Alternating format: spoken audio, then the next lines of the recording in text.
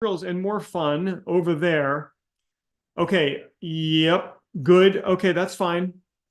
That's fine. That's a lower show up rate than I would have wanted for you. I would have wanted 4 people to show up. So it's kind of the bigger secrets that we keep kind of close to our group. So I'll have a follow-up methodology for you that I will either share directly with you, or if you come to coffee at 2 o'clock today, which we are going to do today. I almost wasn't able to do it, but if you come to the coffee at 2 o'clock today, we can talk about it then. Okay, then from 2 to 2:30, we're going to do a next steps for you.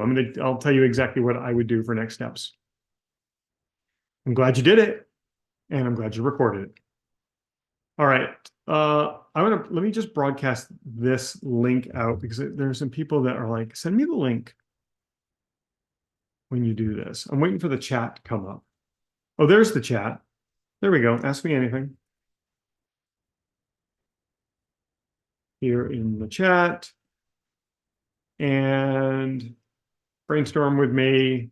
Always going to make an offer at http Prouty.me.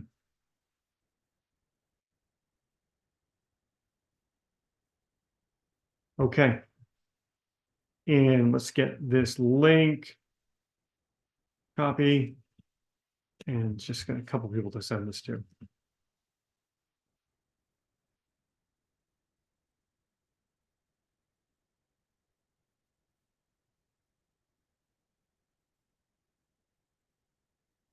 There we go. Should I share? You know what? Let's see what happens when I share this thing to some of my socials. Why not? Let's see. Create a post. Hey, happy Friday. No, I don't want to say happy Friday. Maybe some people aren't happy on Friday. I know I would prefer, well, I'll still work on the weekend, so it doesn't really matter. Open Q&A happening right now on YouTube. Ask me anything. There we go. Let's see what happens. Where post. Great. Share. I'm always curious to see what happens when I share this stuff. See if it gets me additional reach. Probably will.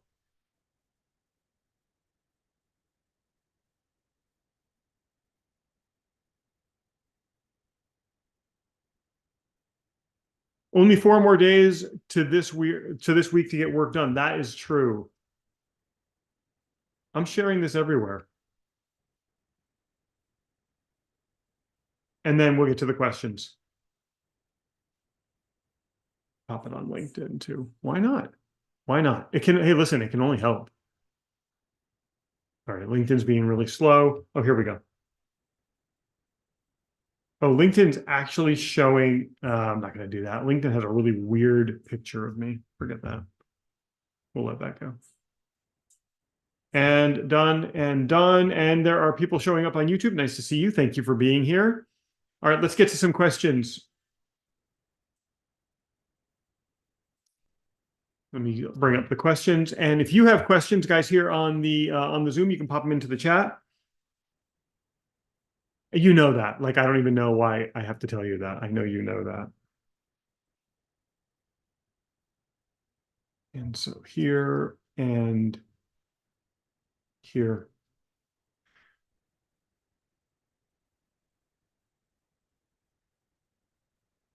Oh, wow. What a nice comment. Mm-hmm. Oh, it's somebody telling me it's somebody that's marketing to me. It's this Shada, who, like, I spend a lot of time editing my videos and making sure that my lighting is right and my editing is good. But this guy's telling me the quality of my video editing appeared quite low. Well, Shada, thanks for making my day with that. The quality of your message also appears quite low. And Shada says, listen to this. This is how Shada starts his message to me. Today I was scrolling through YouTube and I saw one of your videos. Then I went to your channel and watched about 10 videos. Well, if my videos are so terrible, Shada, what are you watching 10 of them for? Get off my channel, you mooyak. Get off my channel if you don't like my edit. If you don't like my edit, my editing is so low. Shada, get off my channel. Oh, I must say, you post awesome stuff. I love it. Well, this is clearly a copy and paste, right? It's clearly a copy and paste. Shada, we know. I know your game because you don't reference anything about my videos, but you love them. But the editing is quite low. Well, why did you stick around? If you stuck around, I'm sure other people are sticking around. And P.S., the editing is not quite low. Yeah, right? How many would you watch if you liked them, Shada? That's a question. I got somebody asking that. Would you watch 100 of them if you actually liked them? So are you looking for a video editor that can do subtitles, B-roll animations, effects, transitions, color grading, and high quality and trending style? Who is the dude that said it's a fashion designer, Lagerfeld? The fashion designer Lagerfeld said the moment you're trying to be trendy, you're one step away from gaudy. I think that's what he said, or something like that. So no, Shada, I don't want to be trendy. Thank you. I really don't want to be trendy. When I see trends happening, I run in the other direction. I don't want the trendy styles because I don't want to look like everybody else, Shada. So take your copy and paste elsewhere. Oh, good news. I will edit your video as per your requirements. All right, I want you to edit it and make it look just like the original in high quality and trending style that is too in low budget. No. No. I'll tell you a story about a private client. I have a private client who showed me one of her videos, and I noticed that it appeared when she was recording, clouds were racing by, and it got dark in the room and then bright in the room and then dark in the room and bright in the room. And I said, maybe close the blinds and adjust your lighting so you have consistent lighting. That constant dark and light and dark and light doesn't look very good. And she goes, no, it wasn't like that. That's what my video editor did. I hired a video editor. His name's Shada. It is not. Could be, though. And they thought it would be cool to make the video go dim and bright and dim and bright. They thought it would be eye-catching. I'm like, get your money back from that person. I don't know. Pretty funny. Pretty funny. So Shada, don't worry about missing yesterday. I got that video will be up in the system. If it's not there already, it will be there today. I don't remember what we did in yesterday's implementation. Oh, you know what we did in the implementation workshop yesterday that you're going to want to see? We did some magic we did some magical stuff in Canva. Ooh, we did some stuff in Canva that people in the Zoom were just like, this is blowing my mind. Right? That was fun stuff. All right, so I'm done talking about Shada. I'll reply to his comment later. Shada, I will tell you this, if you happen to be tuning in and you're looking at my terrible video quality, my terrible haircut, my shirt that I wear pretty much this shirt like 4 or 5 times a week, and I've got the drawings behind me. I'm sure you love those as well. And so you're probably watching this and you're probably like rolling your eyes, but I'll tell you, your copy and paste does not impress me. Okay, somebody else says, yeah, you should go watch that. If we have time today, I'll show you some of that Canva magic because it really is unbelievably cool, the Canva magic.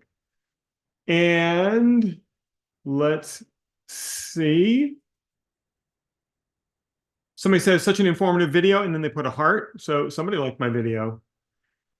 By the way, I know that Shada's is copy and paste, and so I take no offense to it. And even if it were directed at me and said things about me, you got to realize that when you put yourself out there, people are going to come out of the woodwork, and they're going to be hammering away at you. Like Shada just goes to every video he can find and just copies and pastes. That's all he does. Can't fault him for that. He's trying to grow a business. He's just trying to grow it the wrong way. He's using the old-fashioned way of trying to grow a business instead of the new old-fashioned way. That's the line from a song, instead of the new way. I have a question. This year, get ready. This one's pretty serious. This year, I had to restart my business with a new model. Now I am beginning again. I'm selling products now. How do I begin getting clients for my new business? Okay. So shall we take some notes? Let's take some notes on this. I want you guys, you people who are here on the Zoom, I want you to predict my answers. That's what you should be doing when you come to these things. You inner circle people. Try to predict my answers. Hey, listen, you have a mentor. I have a mentor. My mentor has a mentor. We all do the same thing. We get on. That is the right answer, by the way. Join my inner circle. That should be step number one. But we all do the same thing. We get on the calls with our mentors, and people ask my mentor questions, and I try to predict what answers he's going to give. And it's not for me to say, oh, I'm as smart as or smarter than. It's how well am I learning the stuff that he's teaching me? How well am I learning it? It's Dan Pena, by the way. But don't tell anybody that. But how well am I learning what I'm being taught? So that's why I do it. So you guys in your brains, you should be predicting my answers. Let's open up a doc. Yeah, Danny is very subtle. I'll go to my Google Drive. I completely forgot where to get a doc going. I'll go to my Google Drive and I'll open a Google Doc so you can watch me type. Even though Darcy told me a way to get me to type and you see it, I don't know. I'm still going to do it this way. There's the question. I'll share this with you. I know you can't see it. Just hang on. Just hang on. It's Friday. Okay? It's Friday. In the Q&A. An anonymous attendee posts in the Q&A. I'll answer that one too. Oh, we can actually do that together. What is happening here? I just got really distracted with the chat. There's tons of stuff going on in the chat. I can't read the chat. I think you people are trying to distract me in the chat. This is going to be the Friday chat. I'm not paying attention to the chat unless I really need to. Okay, so here's the question that we're answering right now. And that question goes a little like this. This year I had to restart my business. By the way, this was a publicly asked question. This comes from Jackie, who is a frequent commenter on my YouTube videos. Jackie, love you. Grateful for that. And restarting the business again, which is fine. Anytime you have to do something again, it just means that you are having a chance, you get the chance to do it with more knowledge. Right? Never worry about failing at something and having to do it again. It just means you're getting to start now smarter. It's hard for me to even frame something as restarting or doing something or going back to the beginning, because you're not going back to the beginning. You're starting with, well, I guess starting is at the beginning. I guess if you looked up the definition, starting means you're at the beginning, but you have more knowledge. So, I mean, how incredibly cool is that? To be doing something with more knowledge. Who wouldn't want to start something with more knowledge, right? I restart my business every quarter, Darcy says. Do you time that with also consuming the, I don't know, what training of mine do you consume that you're supposed to do? Oh, the year blueprint. Darcy consumes that every couple of months. I'm so honored by that. Okay, you ready, Jackie? Jackie, here is your answer. Step number one, this is not, I'm going to give you not my answer. This is the answer that came from the audience, here on the Zoom from the inner circle. So the inner circle people say, join the inner circle. Thanks for saying that, guys. I appreciate that.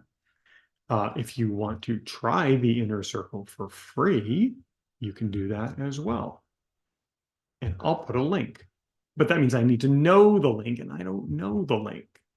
It is...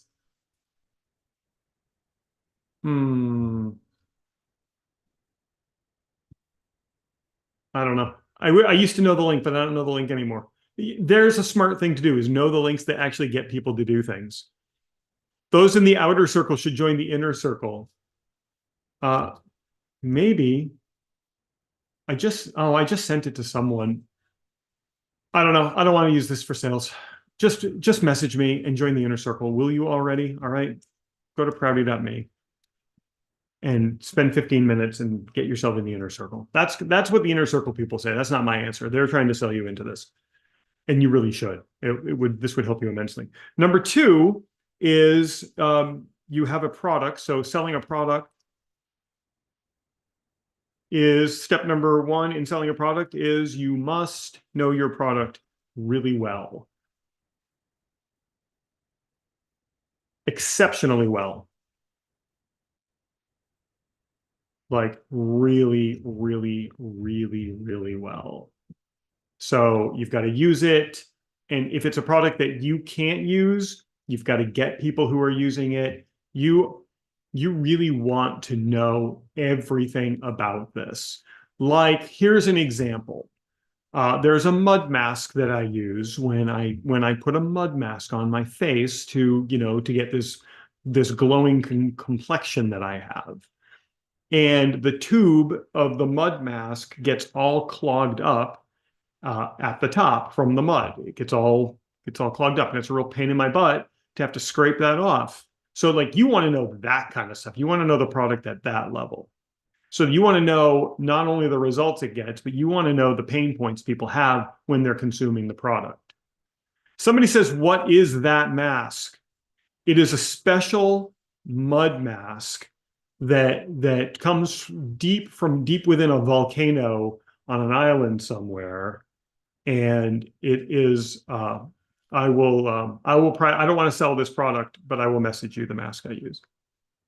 I'm not here to promote a product, but I will message you with that. If anybody else if I get 3 people saying they want it, I'll show you, but.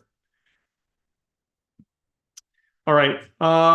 So you got to get to know the product just so very well. Okay. So that's going to be your very first step.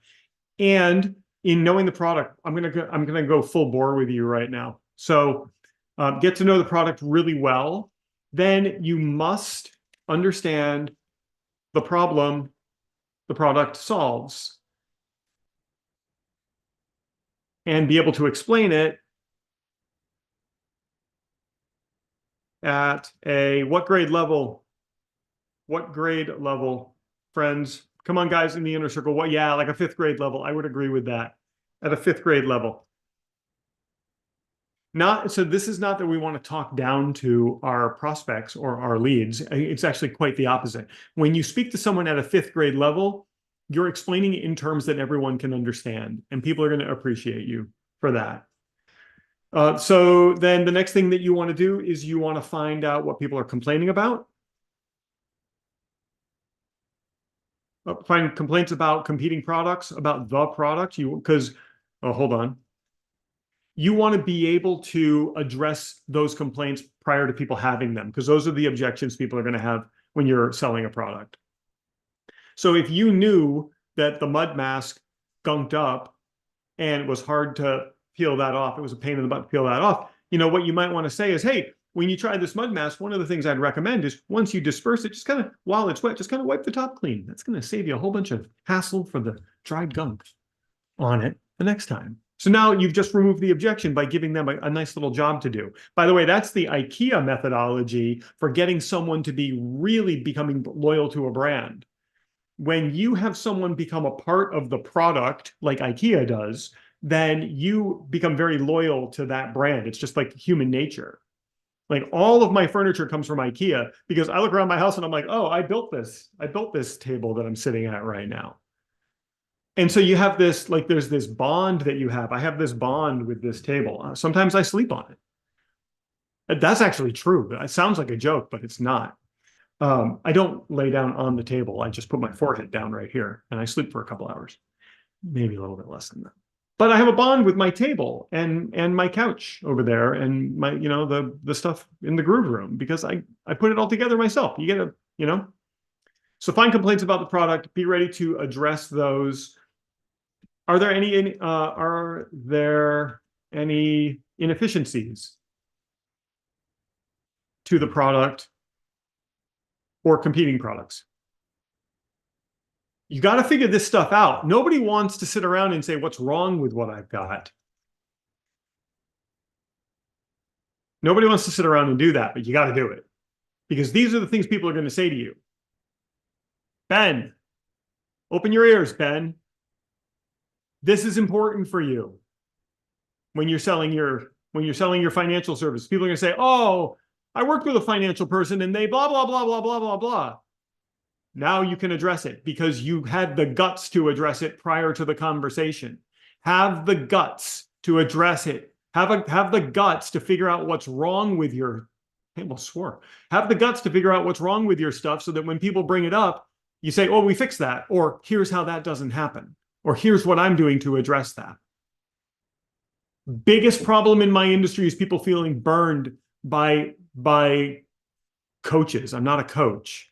That's why I'm not a coach. People feel burned by so many of these people because anybody can say they can do it.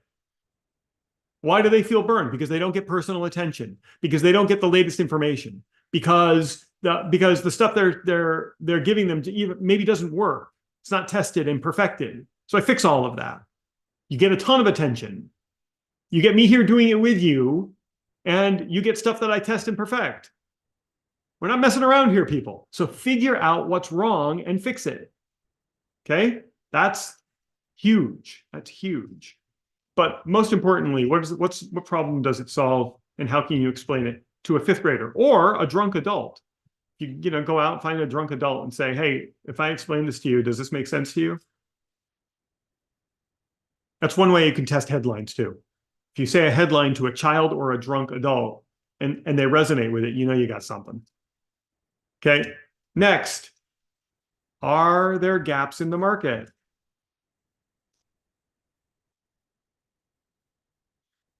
That your product fills. You got to figure that out. That means you got to do some research. You got to do a ton of research. Start using AI market research tools. Like, just go into any of the chats and say, are there gaps in this market? It's going to come back with a bunch of crap, but it might give you some ideas. And then you might want to look at some competition. Look at what the competition is doing and find out where they're lacking. What are the gaps that they have? How can your product fill those gaps in perception or in delivery or in the way that you present it? Do you or does your product have a competitive advantage?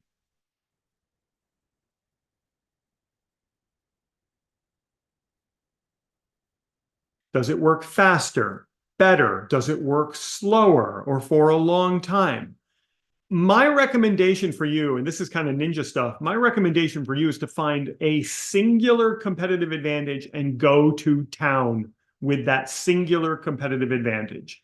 Faster, better, slower, longer lasting, more reliable, easier. It might be easier, and that's a competitive advantage, but it might take longer, which is a competitive disadvantage. You don't talk about that it takes longer, you just talk about that it's easier. Here's the easiest way to get X. Maybe it's faster, but it's harder. So you don't talk about that it's harder. You talk about that it's faster. This product removes stains on carpets faster than any other product. Or my program will make your employees happier faster than any other program out there. It just takes 6 months. You don't bring that up. Okay, so what's your competitive advantage? A little bit of ninja stuff in there for you. Are you hitting a trend? Or is this sustainable? That's an easy word to say. Either one's fine. If it's a trend, though, you've got to be prepared with the next thing. If it's sustainable, do the work so that you can make this thing longer lasting. So you got to figure that out. So you got to search for the product trends. Okay, and so where do you do that? Look on social media. You could also try to figure out how the trends, what's the movement of trends around the globe? Is it United States, North America, west to east? I think in the US, we got some Canadian people here. How did the trends move in Canada? In the US, a lot of times it's west coast to east coast, but I have a feeling that in Canada, it's either going to be east coast to west coast or east west to the center. How do the trends move? And then a lot of times trends will move from Western Europe to the US, east to west. Yeah, that was my prediction. Because you guys got it going on in the eastern part of Canada. You guys really got it going on. So here, sometimes it's New York, but a lot of times it's just West Coast moving east that we tend to notice. And then a lot of times you'll notice Western Europe or Far Eastern Europe or Asia, APAC, we'll see those trends. So you got to look everywhere for trends. Jackie, this is doing the research. Ben, I'm still talking to you, man. Okay, what are the trends and how can you leverage those trends? Okay.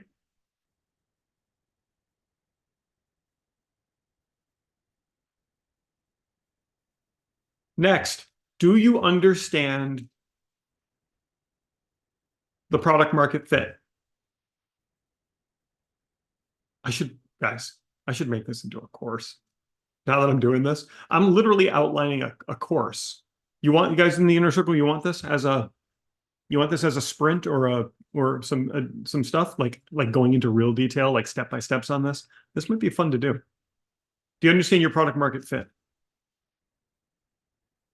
This is how I outline courses. So do you understand the product market fit? Do you understand who the perfect prospect is? Do you understand how it fits? Does it solve a problem that they know they have? Does it solve a problem they don't know they have? And you can let them know that you have to educate them that they have this problem? How does this fit? And are they problem aware and solution seeking? We got to figure that out. Heavy detail, then a sprint. Love it. Love it. So you got to figure that out. What's the product market fit? And in particular, are they problem aware and solution seeking? I'm not going to write that down. Okay. But you got to know if there's a product market fit. And then, did you figure out the demand? Did you figure out the demand? I used this analogy in one of my YouTube videos that I recorded this week, that if you're opening a hot dog cart, you don't put it on the sidewalk outside of a buffet by the exit door. There's no demand for hot dogs when people are leaving the buffet. There isn't. You put it at the beach where people can't get food. So what's the demand?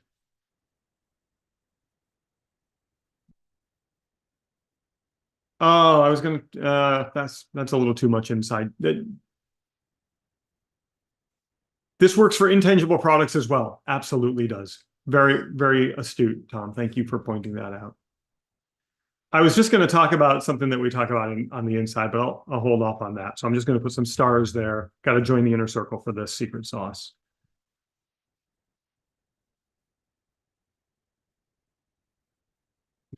That was step 11. In my brain, that's step 11. So once you figure out, the chat is making me nuts.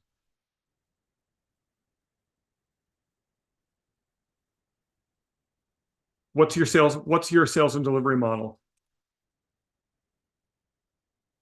You got to figure this out before you start selling it. How do you deploy this thing? And can you figure this out as quickly as possible? Can you scale it as well? Does it scale? Selling a product scales. Trading time for money doesn't scale. So you have to change that. All right. So now we've got all of that together. Now we need to create your minimum viable marketing plan.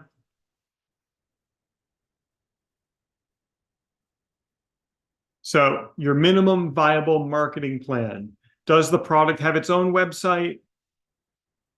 Or can you create a website for it? That's probably pretty important. And where are they buying this from? Is this MLM?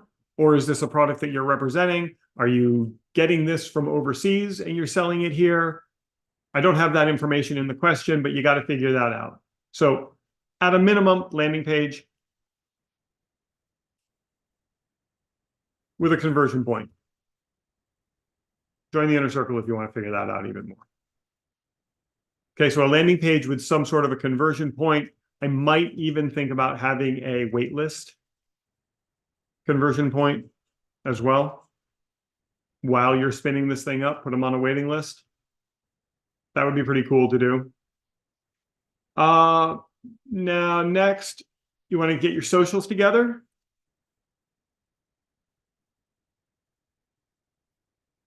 You want to absolutely optimize every bit of your socials to make sure they're completely promoting the product, even your personal accounts. Make sure you're doing that. Create a content plan. So there are at least 7 different modalities of content, from written to long form to video, and probably 4 different other ones. So you got to figure out the modalities you're going to use. Inner circle, you know which ones to use. But I don't. There we go. What modalities are you going to use? And then what kind of content are you going to create? What kind of content in the private chat in Zoom? Come on, guys. What kind of content? So you got to figure out the kind of content that you're going to create. And so you got to start to put that together and then get active and consistent. What kind of content in Zoom? Come on. Yo, wow, good. Some good answers coming in. Get active and consistent. Pop another T on there, Jeremy.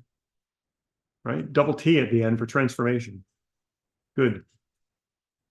Okay, now you got to understand. So that's all, that's your minimum viable marketing plan. You don't really need much more than that. Maybe, I don't know, depending on how you're selling, maybe a calendar. Maybe a calendar. What's your payment processor?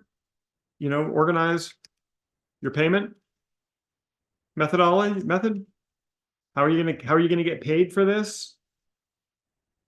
Minimum viable. You might also want to think about some sort of automations with Zapier, social graphics, with Canva. I'll show you that Canva magic in just a minute. Yeah? All right, so you've got all of that. It's time to really start figuring out what your margins look like. Now we got to start, now we talk money. Now we start talking about money. So what are your margins? Can you reverse engineer the revenue you want to make? If you want to make $100,000 this year, how many units do you need to sell in a year to make $100,000? If you're making gross net on a piece of $1, then you got to sell 100,000 units.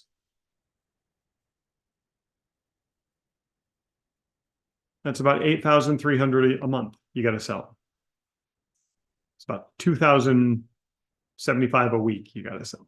So you got to figure that out. You got to figure out your margins, reverse engineer based on what you want to make. You got the product. Now it's all about selling, collecting information, and refining the process. So you start selling. Yeah, I'll go through this when I'm done.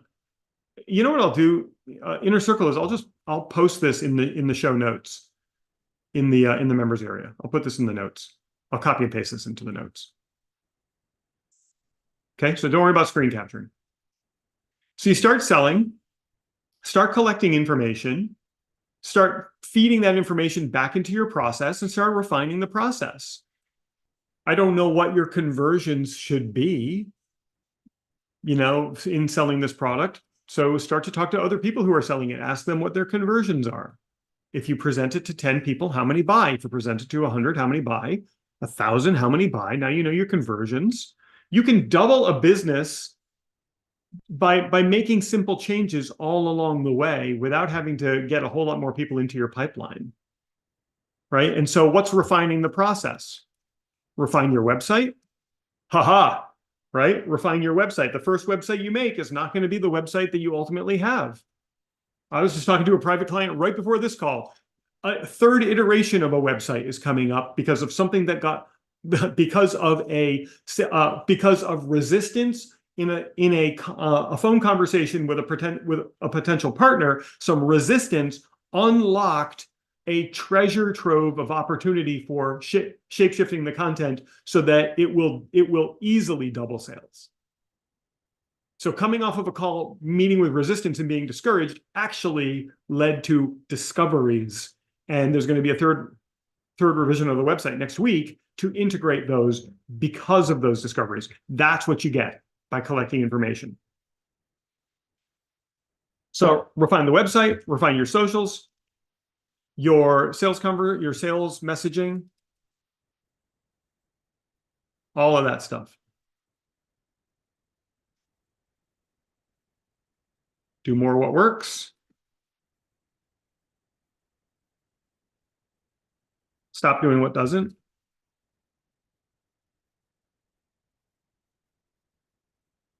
And then build, scale until you break. I'm serious about this, guys. You scale until you break. It's Friday. It is Friday. Pardon my language. I didn't even say it. Just pardon me thinking about it. You grab the bull by the horns. Listen up. You grab the bull by the horns and you say, I'm growing. I'm going to be tired. I'm going to be cranky. I am going to do everything until I break. This is what successful people do. Look, you don't have to be successful. I'm not going to sit here and force you to be successful. But if you want to be successful, you got to grab the bull by the horns and you got to take that bull and twist it to the ground because no one's coming to help you and save you. They're not. No matter how much they say they are, they're not. It is your job to do this. You got to figure it all out, and you've got to do it until you break. And by break, I mean you're falling asleep at dinner because you're so tired, and people see you and they're like, where have you been, Rukia? Where have you been? You want that. You want that. You want people to come up to you and go, what happened to you? Why do you look so different? Why do you talk different? Why are you acting different? You used to, yeah, not anymore. Because I took the bull by the horns and I dragged the bull to the ground and I am staring that bull in the face. And I realized that everybody's watching me, but no one's coming out of the stands because they're terrified of the bull. You scale and you work until you break. You keep going. There's some galvanized people here. You've heard me say this. You heard me say it this week. Every day a win. You set yourself up for success. You know what? There's a saying. Nothing makes you successful like success. That's number 29. Nothing makes you successful like success.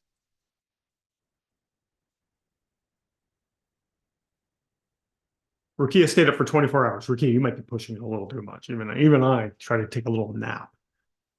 Nothing makes you successful like success. What does that mean? Set yourself up so that every day you have a small bit of success. That will keep you going.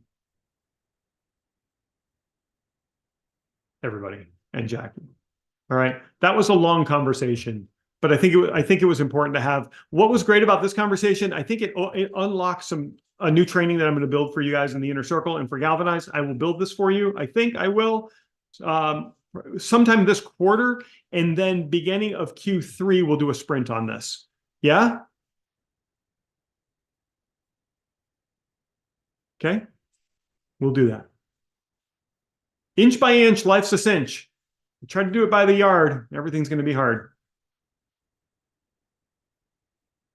All right. Wow. That was fun. Okay. I have more questions to answer for you. Let me just check in on YouTube, see what's going on over there. Anything going on over there? Nothing. Quiet. YouTube is quiet. Stun those people to silence. Okay, that's fine. Back here's where I'm sharing. Let's go to the next question. I'm working on developing a business card. What's the best way to put one together? Watch this. Canva. Go to Canva.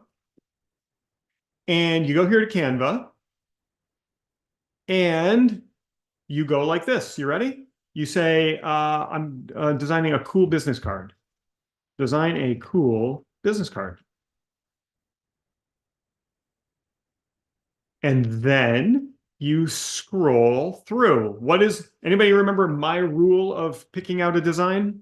I have a very scientific process for picking out the design that I'm going to use. Here's my scientific process. You scroll until something catches your eye. Wow, somebody's paying attention. You scroll until something catches your eye. Here, right here. Do you know what business card I used to have when I had business cards? I had a business card that said, all it said on it was Google Chris Prouty. That's all it said. Google Chris Prouty. I would hand that card out. People would freak out. All right, so I'm going to do this. I'm going to do my scientific process. This one right here. This is right. That one right there was right up my alley. That's the perfect business card for me. So is this one right here. These are perfect business cards for me. Just the single color with nothing written on it. Here we go. This one's caught my eye. I really do like that. I would probably just stop right there.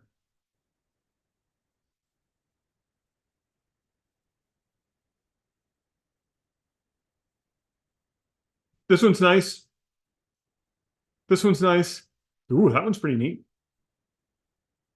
Don't try to get too sophisticated. Here's a tip for you. Don't turn your business card into a brochure. Don't turn it into make a business card, put a QR code on it and have all your stuff there. That's very smart.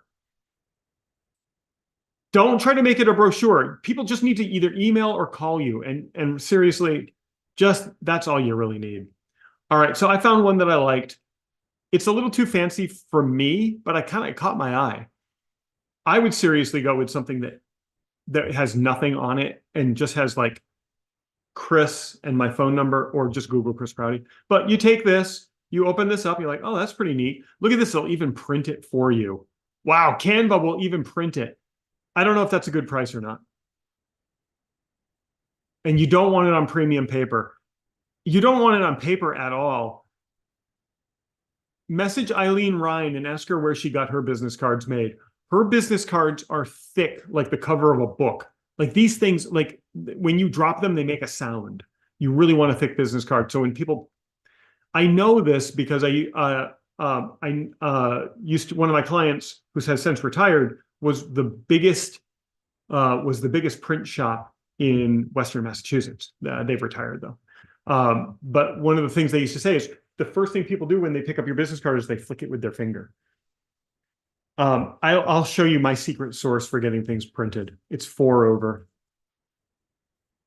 I love these people, but you got to have an account with them, and it's hard to get an account with them. Vistaprint will work for you as well. Nope, that's my client. Vistaprint. Go here. So go to Vistaprint. You could probably get it here. And so if you're getting business cards printed, you want to get the thickest cards they offer. So Premium Plus, oh wow, ultra thick. That's what I would do, ultra thick. It's going to cost you more, but it's going to make such an impression when you hand these things out. And you know what you do? You really discriminate who you hand these things to. You just don't give these to everybody. 1,000 for that. Oh, look, they recommend 500. Why not? That's not too bad. That's really not too bad. But I would go with the ultra thick. If that's beyond your budget, just go with the premium plus here. Which how much is that for 500? Oh, that's a pretty big difference. But I can tell by looking at these things, that's not going to be, let's see, paper stock. No, it's not going to tell us anything here. That's not going to, that's, it's going to be great. It's going to be fine. This will be fine. It'll be fine. I like matte finish on my cards, and here's why. I like matte finish. Rukia, tell them why matte finish. Tell them why, and then I'll tell you why. All right, so we're back here at wherever this thing was here. And you just say you're going to use this in a design. Wherever, like, where do I do that even? Oh, customize this template. Right, and so then you find your little graphic to go here. So you go to elements and you search for, I don't know what business you do. Let's just do money. Because it's the first thing on my mind. There we go. We will pop that in here and make it that cool color like that. Cha-ching! Put that right there. This is my nickname. This is what my kids call me. C Money. That's what they call me. C Money. They don't call me financial. If you like, my kids call me C Money as a joke. No, get rich fast. No. Slowly. Nothing happens fast. There, I made a business card. That's what my kids call me. If you look at even whenever they it's hilarious to me. All right, like that. And you make your business card and then you go and you get it printed. Or since you're not going to get it printed here because we have no idea what they're doing for us, you go to share, you go to download, and you have to download this as a press ready PDF. Oh, right here.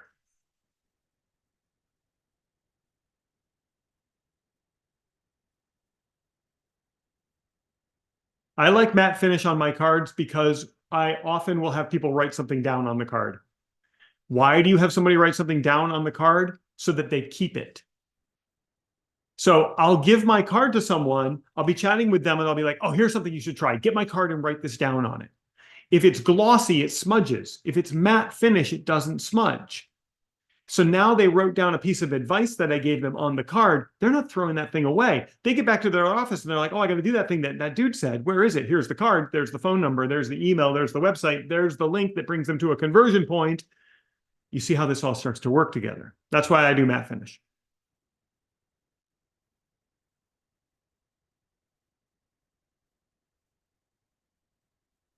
Jackie is here live on YouTube. Jackie, laid it all out for you, baby. It's all there for you. Glad you're here. Glad you're here. Come on into the inner circle, Jackie. That's my big sales pitch to you. All right, you want to see something really cool? Let's do this. Let's go to Pexels and grab a free image of what? Free image of, what's the first thing that comes to my mind? Surfing, the beach. I'm going to go to the beach tomorrow. So let's grab a free image of the beach and download this thing. I'm just going to get the first one. And then let's go back here. Watch this. Oh, let's get another one too. Let's get one of a dog playing. I'll show you two cool things with Canva Magic. And oh God, look at all these dogs. They're all so cute. We'll grab this one. Okay, so we got two images. Watch this Canva Magic.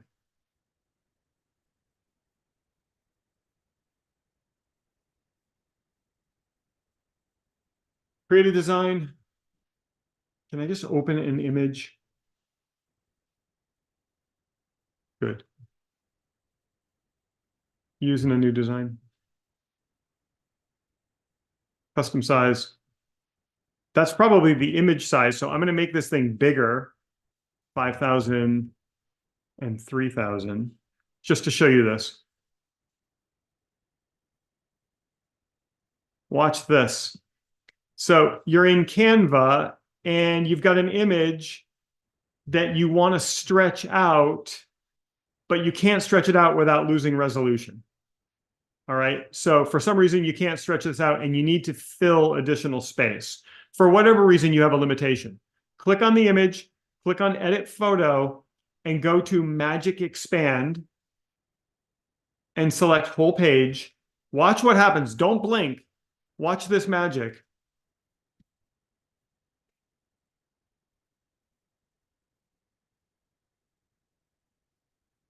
So it's working away. You can see the progress bar. It's going to use its magic to look at that. It used its magic to expand it. You can see it actually created new stuff. And you have different options. That one looks terrible. Like this is what normal AI looks like, right? And you just pick one of these that works. And it does this magic expand. So Magic Expand is really, really cool. I'll show you it with one of my images too in a moment. All right, so we'll cancel this and delete this. And then let's grab that dog image. I'll show you another cool trick. Downloads. So watch this, edit photo. This was my favorite one that we discovered yesterday, the magic grab.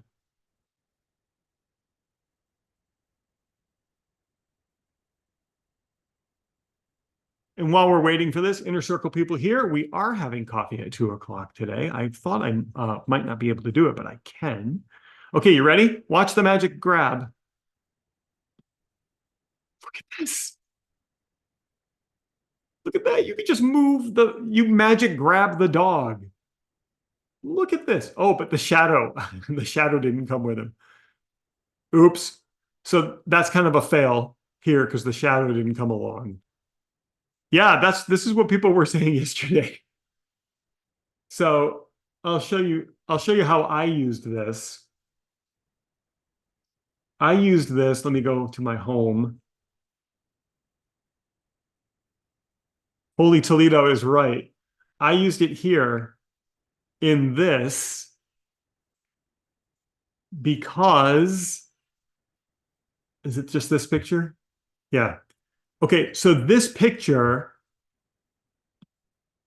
I'm fine like making it the full size, but I did not. Oh, okay, that's great. I hope things go smoothly too. I hope to see you at coffee. Okay, watch this really quick. So I'm behind the words. I wish I was standing over here, but I'm not. That's okay. Magic grab to the rescue.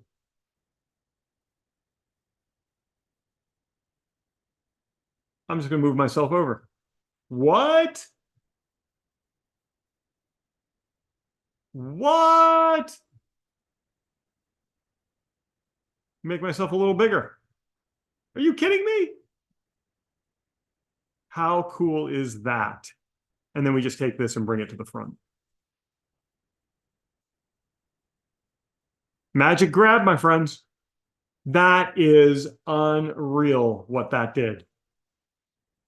So we did that in the implementation workshop yesterday as we approach the top of the hour. Thanks for hanging out with me here today. You guys here in the Inner Circle on the Zoom, YouTube, thank you for being here and for hanging out and spending a little time together. Jackie, I know you're still out there. Thank you for that awesome question. I'm glad we could get that answered. Canva's had those features for over a year. They're just hard to find. They're kind of hidden. You got to click edit photo and then click those features. They've been there for a long, long time. Yeah, been there for a long time. But until you, like, I just click around. All right, Inner Circle, coffee in 1 hour and 2 minutes. Make a coffee, come here, hang out, chit chat. Everybody else, thanks for being here. I'll see you guys all again. Oh, let me stop the YouTube. Gotta stop the YouTube.